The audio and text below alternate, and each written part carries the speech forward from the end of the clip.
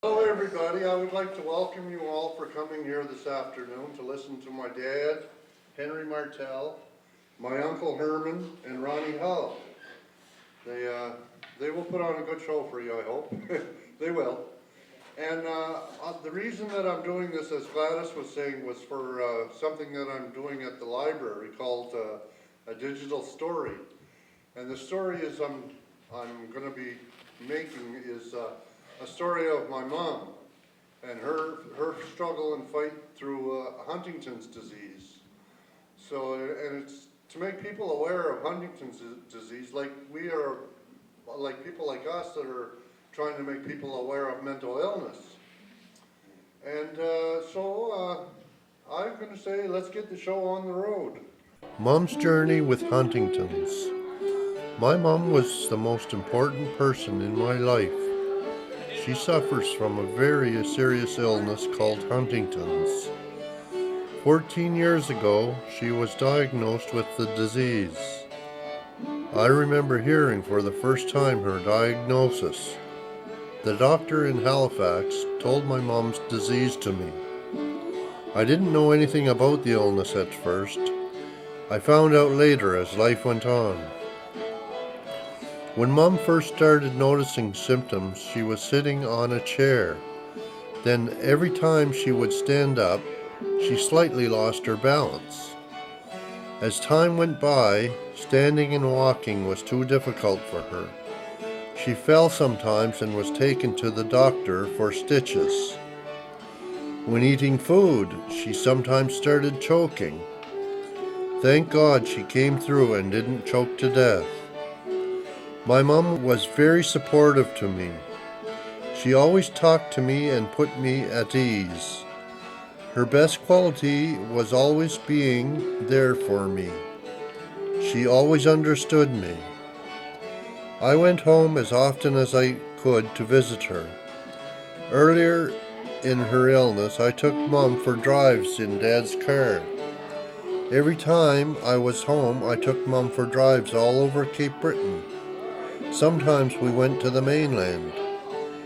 Every time we went for a drive, we stopped for something to eat. She really loved coconut cream pie. Those memories I will never forget. We always looked towards having something to eat. Mom started progressing in her illness. It was slowly creeping up on her. She eventually couldn't walk. Sometimes I felt sad about the things Mom was going through. But I am strong. I can accept her the way she is. In time, I had to help Mom in her wheelchair and then help her in the car. Eventually, she could not go out for car rides. Actually, lifting Mom became too much for me. She was too heavy. That meant we had to stop going for car rides. She was slowly losing her ability to talk. At that time, I found out I could be tested for Huntington's. There was a 50% chance that I would inherit the disease. I made all the arrangements and found out I will not inherit the disease. I was so happy I felt like crying. My dad is also very special to me. He has been the best to Mom and me, and especially Mom, more than anyone can imagine. She spent a lot of her time home before she went in the nursing home. Then came the time home care came in to help Mom and Dad. The time came she couldn't do anything for herself. Finally, Mom was a resident in the Port Hawkesbury nursing home. She is in really good hands there.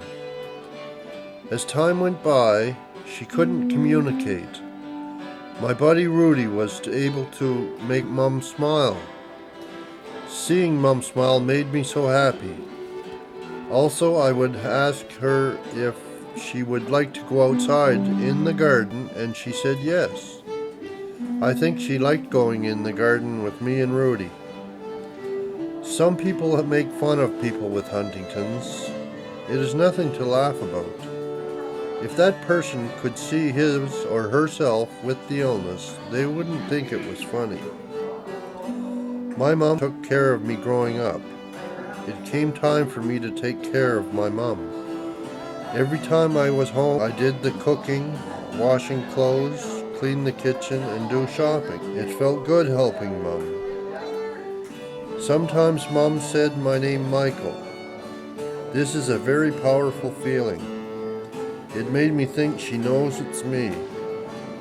I have learned to see my mom just the way she is, and not see negative thoughts of her. She is who she is.